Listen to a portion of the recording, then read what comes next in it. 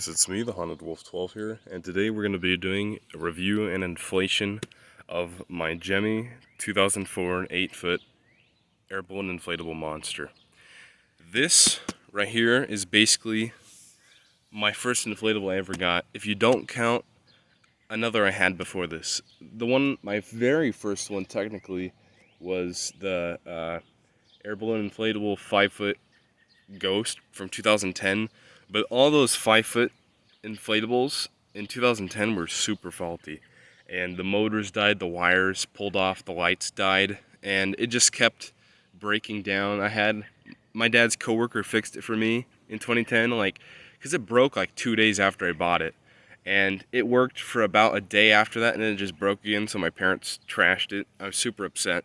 But then in 2011 I went to there's a novelty store here where I live, and a family friend runs it. I went upstairs where they have like Halloween section, and in the corner was this boy and a bunch of other old stock inflatables, which I got a couple more too, but they don't have any more anymore. They don't have any more now, but I got this in 2011 at that store for an amazing price of $25. Steal for this. It was brand new in the box from 2004, but like I said, I bought it in 2011, so obviously it's not brand new now.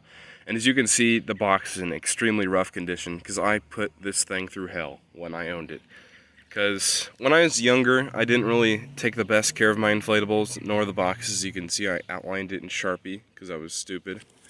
And I cut up the box for some reason. So luckily I still have the outer box, but I'm not sure if this is the original inside box. It might be, but at least it still exists. And the inflatable, I think it's beginning to get worn, but it still does stand up and hold air. The fan died in 2014, so I replaced it. And obviously back then I wasn't very good and knowledgeable about this, so I basically just, if I remember right, I think I just hot glued the fan to the fabric and put a couple screws in it. Not the best plan or way to replace a fan. Definitely don't recommend doing that. But it worked, and he has worked ever since. I've used him every single year for Halloween since 2012. So he's been in my display for 8 years. I'm contemplating retiring him either this year or next year. But like I said, he still works pretty great. So anyways, enough of me rambling. I'll show you guys him in the box, and then we'll get to inflating him. So I haven't taken him out since I put him away for Halloween last year. But as you can see, here's the fan, and as you can see, the cord says 2004 right there. Let me see if I can unwrap it so you can see the actual full date, April 2004. So that's when this was manufactured, or at least the fan. But he does have fading, and like I said, he is beginning to wear out, I believe, but the fabric is still decently crunchy. As you can see some parts are much like this right here. This is really thin, but then this side right here is still crunchy and good. So, it's expected when you have an inflatable this old. So, anyway, I'm gonna pause the video, get him laid out, and then I'll show you the inflation. Here he is laid out. He does have some bird poop stains, stuff like that. And like I was saying earlier, did not replace the fan on it very well when it died in 2014. But it still holds the air, so that's good, But so you can see, because this fan came from a 2004 8-foot Witch that was like super worn out. So there was basically nothing I could do with it. So I cut the fan out and I put it in him.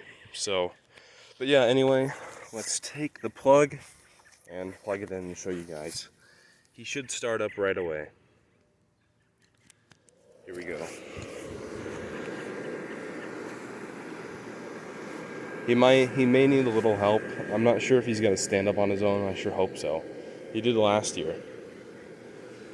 See, but as you can see, that's what I meant. There's like bird poop and some dirt smears and stuff, but this is still crunchy.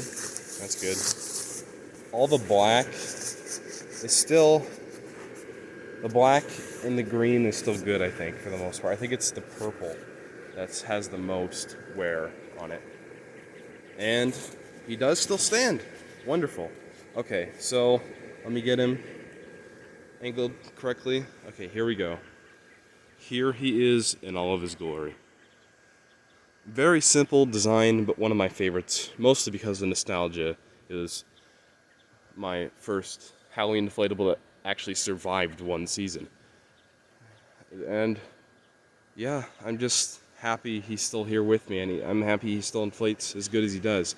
He is supposed to have a bat like that spider hanging from this hand, but a bratty little neighbor kid about 5 years ago ripped it off and we lost it, so. But it's not that big of a deal. I'm happy it still has the spider at least. The bat isn't as big of a deal to me, but the wind is blowing him a little bit. But I'll get up some, I'll show you the close details of him. Here's his bow tie. It inflates pretty good, but you have to keep in mind there is some fading, but I don't feel any air coming out, so that's good. Here is his face. Love the design of the face. One of my favorite parts of him, probably. And he has ears over here. The ears do inflate, as you can see. Not super well, but they do hold air. And here's the fingers. They just have these green things for the fingernails, but hands don't need to be that detailed on an inflatable like this. Here's the spider. Basically the same hanging spider every inflatable that has these hanging spiders has. Like the haunted houses, stuff like that. It's the same spider. It's just stitched to the underside of his hand right there. It came off, so we did have to restitch it, as you can see, but yeah. And then here's where the bat went.